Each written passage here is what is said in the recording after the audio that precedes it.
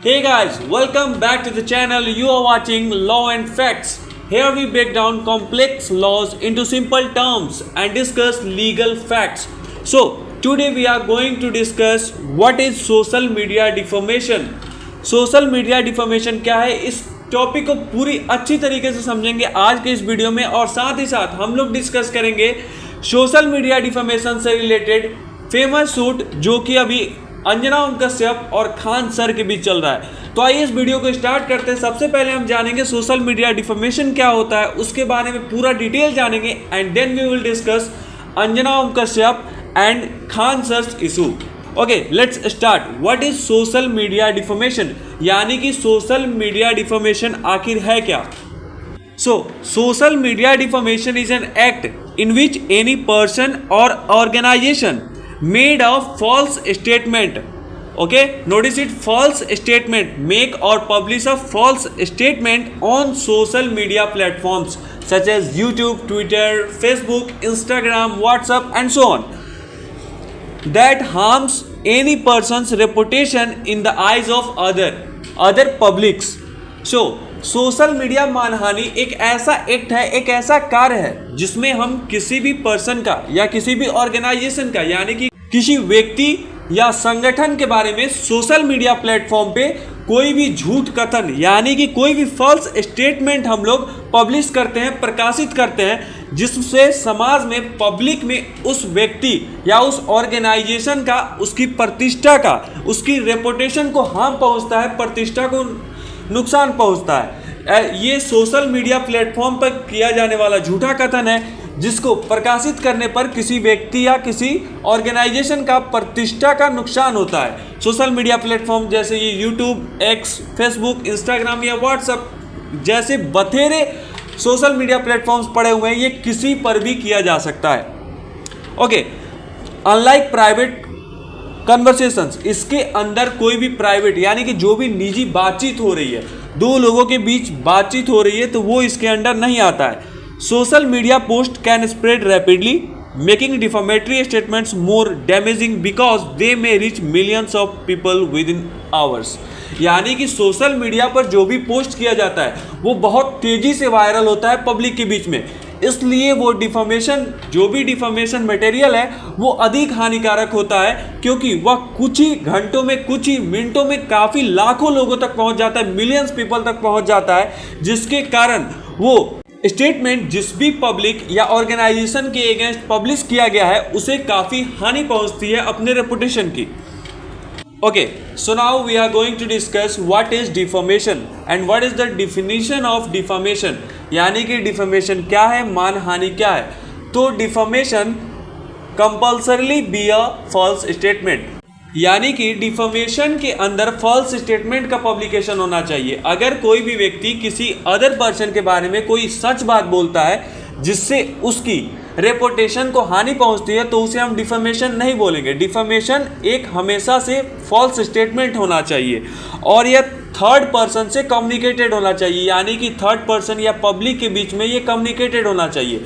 अगर कोई भी व्यक्ति किसी दूसरे पर्सन के बारे में उसके रेपुटेशन को हानि करता है, लेकिन वो जो भी बात है, कन्वर्सेशन है, वो प्राइवेट रहता है, सिर्फ दो लोगों के बीच में रहता है, पब्लिक तक ये बात नहीं पहुंचती है, तो हम उसे डिफॉर्मेशन नहीं कह सकते हैं। ये क्या होना चाहिए, थर्ड पर्सन के बीच में कम्युनिकेटेड होना चाहिए। और साथ ही साथ refers to an identifiable person or organization, यानी कि यह ऐसे लोगों को संकेत करना चाहिए जो व्यक्ति या संगठन किसी पहचान योग्य हो, यानी कि आइडेंटिफिएबल हो। अगर हम कोई ऐसा कथन बोलते हैं जिससे किसी खास व्यक्ति को या संगठन को, किसी भी ऑर्गेनाइजेशन को या पर्सन को मैं इंडिकेट नहीं कर रहा हूँ, या डायरेक्टली मैं उस व्यक्ति का नाम लेकर नहीं बोल रहा हूँ, तो यह डिफॉर्मेशन के अंदर नहीं आएगा।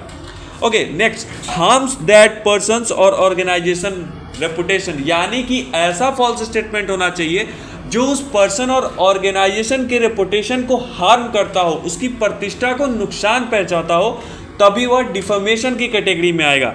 जैसे कि सत्य, फेयर कमेंट, प्रिविलेज, ये सब कभी भी डिफॉर्मेशन के अंदर नहीं आ सकती है, इसे कानून के संरक्षण में आता है। ये कोर्ट इसको वैलिड लीगल डिफेंस मानता है डिफॉर्मेशन के केस में।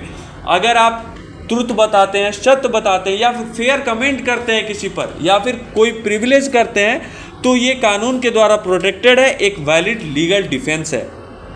Okay, so now we are going to discuss forms of defamation, यानी कि डिफमेशन के क्या फॉर्म है, किस किस प्रकार में डिफमेशन हो सकता है। तो सबसे पहले हमारा रिटेन डिफमेशन, रिटेन डिफमेटरी स्टेटमेंट्स या पब्लिश डिफमेटरी स्टेटमेंट, जो लिखित होता है या प्रकाशित होता है, कोई भी प्लेटफॉर्म पे पब्लिश्ड होता है। इसमें क्या क्या आता है, तो सबसे पहले अगर हम कोई सोशल मीडिया पोस्ट करते हैं या ट्वीट करते हैं, ट्विटर पे, एक्स पे, कोई भी यूट्यूब वीडियो के द्वारा अगर हम कोई डिफमेटरी स्टेटमेंट देते हैं, या फिर किसी ब्लॉग्स में देते हैं, या मीम में, या कमेंट्स में, या अदर कोई भी ऑनलाइन आर्टिकल्स में अगर हम कोई भी डिफमेटरी वर्ड को यूज़ करते हैं या पब्लिश करते हैं, तो ये लिखित माना जाता है, रिटेन और पब्लिश डिफमेटरी स्टेटमेंट माना जाता है। दूसरा आता है हमारा स्पोकन डिफमेटरी स्टेटमेंट्स, यानी कि जो मौखिक होता है, बोला हुआ होता है, जिससे हम अपने मुख से बोलते हैं। जैसे कि इसके अंदर आता है लाइव ब्रॉडकास्ट, अगर हम कोई भी लाइव ब्रॉडकास्टिंग कर रहे हैं किसी भी चैनल पे या कहीं भी लाइव चल रहा है, तो उसे हम मौखिक मानहानि के रूप में मान सकते हैं, स्पोकन डिफमेटरी स्टेटमेंट मान सकते हैं। साथ ही सार्वजनिक भाषण यानी कि स्पीचेस और इंटरव्यूज़, ये इसके अंदर आते हैं। Because social media content is recorded and published, must social media defamation is considered liable, यानी कि सोशल मीडिया कंटेंट जो भी होते हैं वो रिकॉर्डेड होते हैं और पब्लिश्ड होते हैं, वो लाइव नहीं होते हैं, इसलिए उन्हें लिखित मानहानि यानी कि रिटेन और पब्लिश्ड डिफमेटरी स्टेटमेंट्स मानते हैं। Okay, so now we are going to discuss important elements for social media defamation, यानी कि सोशल मीडिया डिफमेशन को प्रूव करने के लिए, सिद्ध करने के लिए हमें क्या क्या इंपॉर्टेंट एलिमेंट्स को प्रूव करना पड़ता है। तो सबसे पहले वो पब्लिकेशन होना चाहिए, यानी कि पब्लिकली वो पब्लिश्ड होना चाहिए, यानी कि लोगों के बीच में वो साझा किया हुआ होना चाहिए। दूसरा आइडेंटिफिकेशन, यानी कि स्टेटमेंट जो भी दिया गया है वो clearly refer to the person, यानी कि वो डायरेक्टली किसी पर्सन को या किसी भी ऑर्गेनाइजेशन को डायरेक्टली इंडिकेट करता हो। और साथ ही वो क्या कैसा स्टेटमेंट हो, तो फॉल्स स्टेटमेंट हो, यानी कि झूठा आरोप हो। अगर वो ट्रूथ है, सच है, अगर किसी भी व्यक्ति के बारे में सच बोला जाता है तो वह डिफेमेशन के अंदर नहीं आता है। अगला है रेपुटेशन हार्म, वो ऐसा स्टेटमेंट हो जो सामने वाले व्यक्ति को या संगठन का, उसकी प्रतिष्ठा को नुकसान पहुंचाता हो। और साथ ही फॉल्ट होना चाहिए, द पब्लिशर एक्टेड नेग्लिजेंटली और intentionally depending on the applicable legal standard, यानी कि जो भी पब्लिशर हो जिसने ये डिफेमेटरी कंटेंट को पब्लिश किया है, उसने लापरवाही यानी कि नेग्लिजेंट एक्ट किया हो और इंटेंशनली यानी कि जानबूझकर किया हो। आइए अब हम जानते हैं कि सोशल मीडिया डिफेमेशन के अंदर क्या क्या एग्जाम्पल्स हो सकते हैं। जैसे कि posting false accusations of corruption, यानी कि सोशल मीडिया पर अगर हम किसी पर झूठा भ्रष्टाचार का आरोप लगाते हैं तो वह सोशल मीडिया डिफेमेशन के अंदर आ सकता है। साथ ही uploading edited videos that falsely portray someone, यानी कि ऐसा एडिटेड वीडियो जो अपलोड करके किसी व्यक्ति का गलत छवि प्रस्तुत करना चाहते हो, यानी कि उसका फॉल्स पोर्ट्रे क्रिएट करना चाहते हैं, तो ये भी हमारा सोशल मीडिया डिफेमेशन के अंदर आता है। And then claiming a teacher committed fraud without evidence, यानी कि किसी भी शिक्षक पर धोखाधड़ी का, फ्रॉड का आरोप लगाना बिना किसी प्रमाण के, बिना किसी एविडेंस के, साक्ष्य के, यह भी सोशल मीडिया डिफेमेशन के अंदर आता है। साथ ही spreading false allegations about a celebrity, यानी कि किसी भी सेलिब्रिटी, कोई भी प्रसिद्ध व्यक्ति के बारे में झूठा आरोप फैलाना, ये भी सोशल मीडिया डिफेमेशन के अंदर आता है।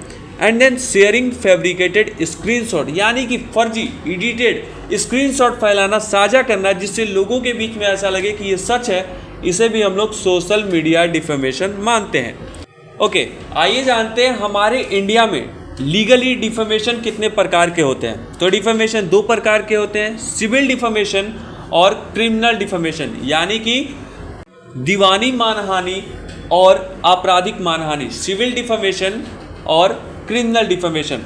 तो आइए पहले जानते हैं सिविल डिफेमेशन क्या होता है। सिविल डिफेमेशन के अंदर the injured person may sue for monetary damages and request removal of defamatory content, यानी कि सिविल डिफेमेशन के अंदर जिस व्यक्ति के अगेंस्ट जो इंज्यूर्ड पर्सन होता है, जिसके अगेंस्ट डिफेमेटरी सेंटेंस पास किया गया रहता है, वह मॉनेटरी डैमेज की मांग कर सकता है, यानी कि आर्थिक क्षतिपूर्ति की मांग कर सकता है। और साथ ही साथ जो भी कंटेंट है जिसके थ्रू उसके अगेंस्ट डिफेमेशन हुआ है, वो मानहानि सामग्री, रिमूवल ऑफ कंटेंट की मांग कर सकता है, उस कंटेंट को हटाने की मांग कर सकता है। And next, criminal defamation. So criminal defamation is addressed under new law BNS भारतीय न्याय संहिता 2023। A person found guilty may face penalties prescribed by law। यानी कि कोई भी व्यक्ति अगर किसी भी डिफेमेटरी एक्ट के अंदर गिल्टी पाया जाता है तो उसे लॉ के अंदर प्रेस्क्राइब जो भी पेनाल्टी है उसका सामना करना पड़ सकता है।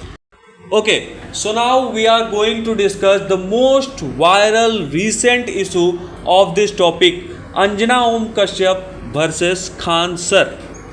तो यह जो डिस्प्यूट है, यह एक विवाद जो है, यह सोशल मीडिया डिफेमेशन के आरोप को समझने का एक काफ़ी यूज़फुल एग्जाम्पल हो सकता है आपके लिए, क्योंकि अभी एक रिसेंट का ये पूरा इशू है जो अभी सोशल मीडिया पर पूरी तरीके से छाया हुआ है।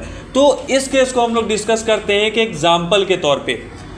तो आइए इस पूरे मैटर के बैकग्राउंड को समझते हैं, जो भी अंजना ओम कश्यप वर्सेस खान सर का जो पूरा मैटर है उसको समझते हैं। तो इसी साल 2026 में जो नीट एग्ज़ाम का विवाद चल रहा था, जो कंट्रोवर्सी चल रहा था, उसी में अंजना ओम कश्यप टेलीविज़न बहस में कुछ ऑनलाइन स्टार टीचर्स के ग्रोइंग इन्फ्लुएंस पर क्रिटिसाइज करती हैं, आलोचना करती है, और साथ ही साथ यह क्वेश्चन करती है शिक्षा व्यवस्था पर, एजुकेशनल इकोसिस्टम पर ये क्वेश्चन करती है। ऑनलाइन जो भी टीचर्स हैं, हमारे स्टार टीचर्स हैं, उन पे काफ़ी ज़्यादा क्रिटिसाइज करती हैं, ग्रोइंग इन्फ्लुएंस पर क्रिटिसाइज करती है, शायद उन्हें ऐसा कहती है कि ये 2 कौड़ी के टीचर्स हैं, और भी शायद काफ़ी कुछ। इस पर खान सर की क्या प्रतिक्रिया रहती है, क्या रिप्लाई रहता है, आइए उसको जानते हैं। So Khan sir who is a famous teacher, famous online as well as offline teacher. तो अंजना ओम कश्यप के द्वारा इन टीचर्स को, स्टार टीचर्स को 2 कौड़ी का टीचर्स बोलने पर, 2 कौड़ी के ऑनलाइन टीचर्स बोलने पर खान सर का कुछ ऐसा प्रतिक्रिया रहता है। खान सर ने ऑनलाइन सोशल मीडिया के माध्यम से, सोशल मीडिया वीडियो के माध्यम से अपना रिप्लाई दिया। अंजना ओम कश्यप के लॉ शूट, यानी कि उनके शूट के अनुसार ऐसा कहा गया कि अंजना ओम कश्यप पर कई तरह की टिप्पणी, जैसे बिकाऊ पत्रकार, चाटू पत्रकार, चाटुकार, फेक न्यूज़ की दुकान जैसे शब्दों का प्रयोग किया गया अंजना ओम कश्यप का अपने लॉ शूट के द्वारा। साथ ही प्लेंटिफ्स ने यह भी आरोप लगाया कि विरोध में एक समन्वित ऑनलाइन अभियान चलाया गया जिससे उनकी प्रतिष्ठा को नुकसान पहुंचा तथा उनके परिवार से संबंधित निजी जानकारी भी सार्वजनिक की गई। ऐसा अंजना ओम कश्यप का कहना था कि उनका जो भी उनके परिवार से रिलेटेड, उनके फैमिली से रिलेटेड जो भी निजी जानकारी थी उसे सार्वजनिक की गई और उनकी प्रतिष्ठा को नुकसान पहुंचाया गया, उनके रेपुटेशन को हार्म किया गया और उनके विरुद्ध एक ऑनलाइन अभियान चलाया गया। साथ ही Anjana Om Kashyap and the TV Today network filed a 2 crore defamation civil defamation suit before the Delhi High Court against Khan sir and several others। यानी कि अंजना ओम कश्यप और आज तक टीवी ने दिल्ली उच्च न्यायालय में खान सर और उनके काफ़ी अदर्स के खिलाफ 2 करोड़ का सिविल डिफेमेशन सूट फाइल किया। ओके, तो आइए जानते हैं कि अंजना ओम कश्यप की तरफ से सूट में क्या राहत की मांग की गई। तो सबसे पहले उन्होंने कंपेंसेशन की मांग की, यानी कि जो भी उनकी प्रतिष्ठा को, रेपुटेशन को हार्म हुआ था उसके लिए उन्होंने कंपेंसेशन की मांग की। और साथ ही removal of allegedly defamatory online content, यानी कि जो भी कंटेंट है जिसमें उन्हें गलत बताया गया है, बिकाऊ पत्रकार, चाटुकार, फेक न्यूज़ की दुकान या फिर जो भी वर्ड्स का यूज़ किया गया है उनके अगेंस्ट जिनसे उनके रेपुटेशन को हार्म हुआ है, उसे हटाने की मांग की गई। और court directions against further publication of similar content, और साथ ही साथ ऐसे इसके जैसे ही अलग कंटेंट के प्रकाशन पे, पब्लिकेशन पे रोक लगाने से संबंधित न्यायालयी निर्देश की मांग की गई, यानी कि कोर्ट ऐसा डायरेक्ट करे कि जो भी ये सब पब्लिकेशन हुआ है उनके अगेंस्ट वैसा और कोई कंटेंट पब्लिश ना हो। आइए अब जानते हैं कि इस पर कोर्ट की क्या प्रोसीडिंग रही, न्यायालय की क्या कार्रवाई रही। तो the Delhi high court issued notices to the defendants after the suit was filed, यानी कि जैसे ही सूट फाइल हुआ उसके बाद दिल्ली हाई कोर्ट ने नोटिस इशू किया खान सर और अदर्स जो कि डिफेंडेंट थे इस केस में, उनके लिए नोटिस इशू किया गया। And then subsequently in July 2026 the court referred the matter to mediation in an effort to explore an amicable resolution. At that stage the court had not determined whether defamation had actually occurred, यानी कि court ने फिर इस पूरे matter को मेडिएशन के लिए भेज दिया, यानी कि दोनों पार्टी मिलके मेडिएशन का रास्ता चुने और इस केस को पूरे मध्यस्थता यानी कि मेडिएशन से ख़त्म करें। हालांकि उस समय तक कोर्ट ने यह निर्धारित नहीं किया गया था कि वास्तव में डिफेमेशन हुआ भी है या नहीं, इससे किसी व्यक्ति को क्षति पहुंची है या नहीं, ये डिफेमेशन स्टेटमेंट था या नहीं, इस चीज़ को कोर्ट ने अभी डिस्कस नहीं किया और उसे मेडिएशन के लिए भेज दिया। ओके, तो इस केस में आगे अब क्या होता है वो तो आगे ही पता चलेगा। Now we are going to discuss why this case, the case of Anjana Om Kashyap and Khan sir is an example of social media defamation. तो जैसे कि आज का हमारा टॉपिक था सोशल मीडिया डिफेमेशन, तो इस पूरे टॉपिक में हमारा अंजना ओम कश्यप और खान सर के इस पूरे टॉपिक को डिस्कस करना क्यों इंपॉर्टेंट था, क्यों ये एक केस काफ़ी इंपॉर्टेंट एग्जाम्पल बन जाता है सोशल मीडिया डिफेमेशन का, आइए जानते हैं। Statements were allegedly made on public online platform, यानी कि जो भी स्टेटमेंट्स थे वो सार्वजनिक ऑनलाइन प्लेटफॉर्म्स पर दिए गए थे, सोशल मीडिया प्लेटफॉर्म्स पर दिए गए थे, जिस वजह से भी यह सोशल मीडिया डिफेमेशन का केस बन जाता है। और साथ ही यह कथन जो भी स्टेटमेंट था वो स्पष्ट रूप से पहचान योग्य था, यानी कि इसमें टोटली खान सर के द्वारा अंजना ओम कश्यप का नाम लेकर स्टेटमेंट दिया गया था। सो यह टोटली एक आइडेंटिफिएबल इंडिविजुअल के अगेंस्ट स्टेटमेंट था। And then the plaintiffs claim those statements harm reputation, यानी कि प्लेंटिफ के द्वारा अंजना ओम कश्यप के द्वारा ऐसा बताया गया कि यह पूरा स्टेटमेंट उनके रेपुटेशन को हार्म किया। And then the matter was brought before a court seeking damages and removal और कंटेंट। एंड देन मामले को क्षतिपूर्ति यानी कि जो भी उनका डैमेज था उसको पूरा करने के लिए और जो भी डिफेमेटरी कंटेंट था उसे हटाने के लिए इस पूरे मामले को न्यायालय के सामने प्रस्तुत किया गया। ओके, तो आज का ये हमारा टॉपिक सोशल मीडिया डिफेमेशन आपको पढ़कर कैसा लगा, आपके लिए अंडरस्टैंडेबल था या नहीं, ये वीडियो आपके लिए इंपॉर्टेंट था या नहीं, कमेंट सेक्शन में जरूर बताइएगा। और साथ ही खान सर और अंजना ओम कश्यप के मैटर पे आपकी क्या प्रतिक्रिया है, आपकी क्या राय है, कमेंट सेक्शन में जरूर बताइएगा। मिलते हैं नेक्स्ट वीडियो में, तब तक के लिए बाय।